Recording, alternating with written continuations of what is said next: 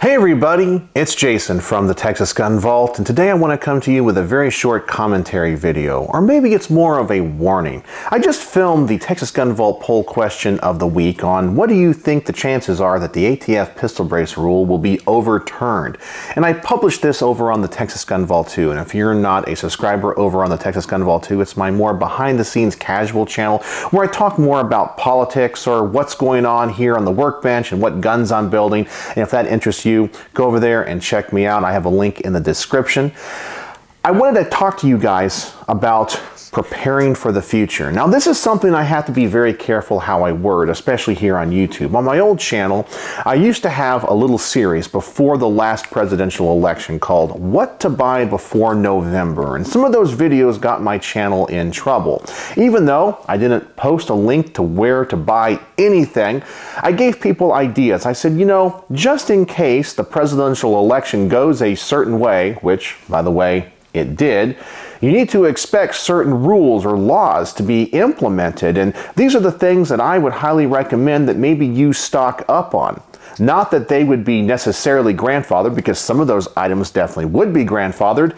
Many of them would be banned. But if they're banned and you still own them, well, I'm not saying to break the law, but you still have them, and you can do with them whatever you want, because you might not be able to buy certain things in the future. And who knows what the future holds. So I just kind of warned people. I said, if you're a wise investor and you really think the world could go a very certain way, well, maybe now is the time to think about possibly stocking up on these items or buying things that you won't get in the future. I said, you know, for the most part, gun items like this pistol brace here, they're durable goods. Yeah, it's made of rubber and polymer, but if I put it here on the table, it's still going to be here in 60 years, which for the most part is probably going to outlast many of us, especially if we're middle-aged or you're at least in your 30s. 60 years, this thing is going to outlast you. But if you prepare today and have these items, and we can think about what all of these items are that anti-gunners want to ban, such as magazines or semi-automatic rifles or receivers or just parts like handguards, you name it, well, now might be the time to stock up on these. Yesterday, the 8th Circuit Court of Appeals unanimously ruled in the ATF's favor when it comes to the 80% frames and receivers rule. They said it's completely constitutional and it is in the purview of the ATF to create rules on these essentially blocks of aluminum. We can't have faith in the justice system that they're actually going to do the right thing. As I mentioned in the Texas Gun Vault poll question of the week, with these pistol braces, many of these judges that are ruling on these things are septuagenarians, they're octogenarians. They've been there their entire life. They've never even held or fired an AR-15 pistol. They don't know what these things do. They don't know that they really don't classify them as rifles when you put them on a pistol. And a lot of them also have political biases, or if they're a younger justice, they're looking to be appointed to a higher court. And of course, they're looking at the future knowing probably who's going to be in the governorships or in the presidency in the future. And they're like, well, I better rule a certain way, so, well, I might get a promotion. And I think a lot of that has to do with these cases. And you guys know that I am not an optimist when it comes to our Second Amendment rights in the future, because I think anti-gunners have time on their side. They play the long game. Gun people play the short game. You all were upset when it came to the ATF pistol brace rule, but now we're what, 4 or 5 months away from that? And where's the passion for that? Well, it's not there. People have gotten used to it. They either registered their pistols, and now gun shops sell AR pistols just without the pistol brace. And nobody really seems to care. No one's going around saying the ATF can't create law. They're not doing that anymore because time is on the anti-gunner side because your attention spans are so short. So what I'm here to do today is not tell you what to think about acquiring, what you should acquire. I'm not going to do any of that. There's no links to anything in the description or in the comment section. I'm just telling you guys to prepare for the future. You guys got to think, okay, we already know what they've gone after in the past and what they could potentially go after in the future. I'll let you guys think about that and put all the math together and go, oh yeah, I could see whether that be state legislatures or the federal government going after certain things, accessories or particular firearms or whatever. And I think you guys really need to start having a game plan. Now, I understand that the economy right now might not be the greatest for many of you. And of course, firearms and accessories cost a lot of money, but isn't it better to be a little bit more prepared? Now, I'm not trying to have you guys spend any money. Don't go out and panic buy anything.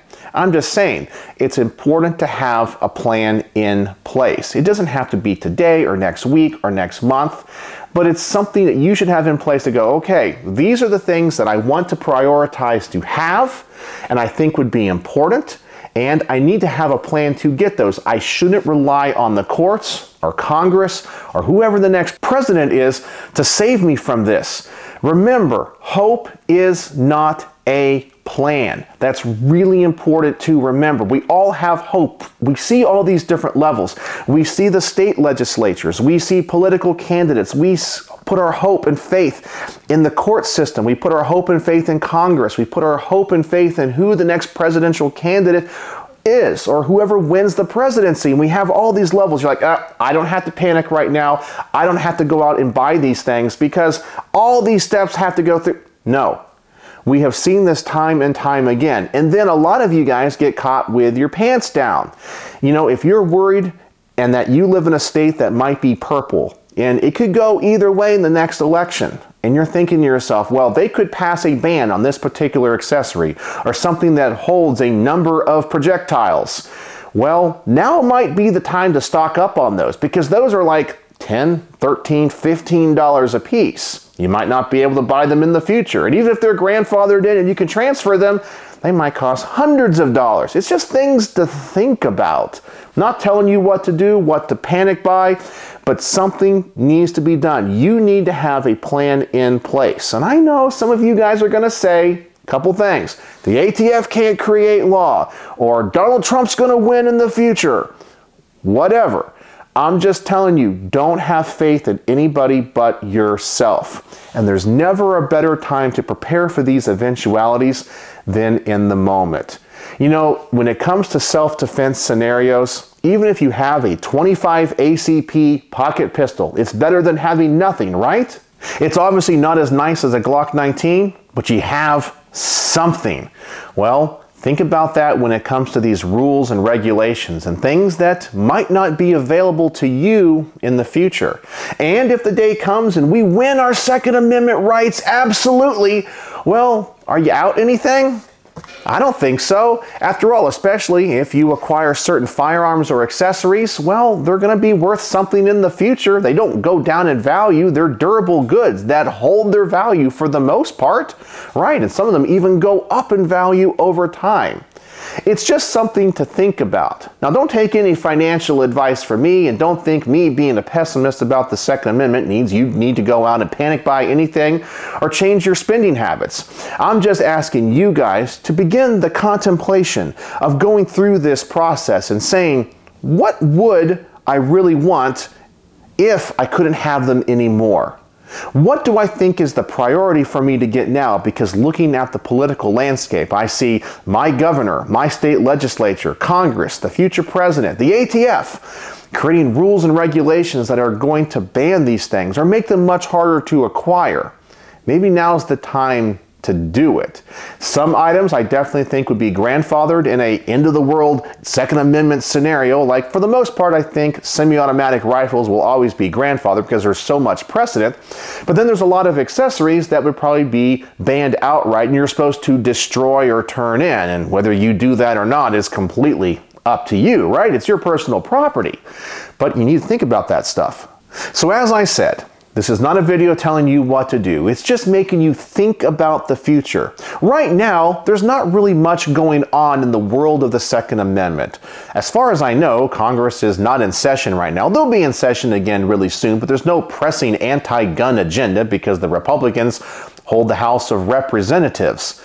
But that doesn't mean it's not time to prepare, because that can change literally next year. We're entering election season, and you guys need to think about that. And depending on what happens on either side of the aisle, we could potentially see supermajorities of Democrats get both houses of Congress. And do you think if they got that, they're going to waste any time in passing certain legislation? What about your governorships? What about these states that now are throwing these temper tantrums and they want to show the Supreme Court that we're not going to abide by the Bruen decision? It's just things to think about. So anyway, I want you to be prepared. And that begins with thought, with thinking. Not thinking from the emotional heart, but thinking from the brain. You need to begin to ask yourself, what would I want? What do I need to prioritize, if anything at all? I'll let you guys make those decisions of what you think is important. But there's never a better time than the present to begin preparing for those things, especially if you share my pessimistic view of the Second Amendment when it comes to its future. But I just wanted to give you guys that idea and plant those seeds. So let me know what you think in the comments section below, and I appreciate you watching to the end of these commentary videos. So, as always, thanks for watching.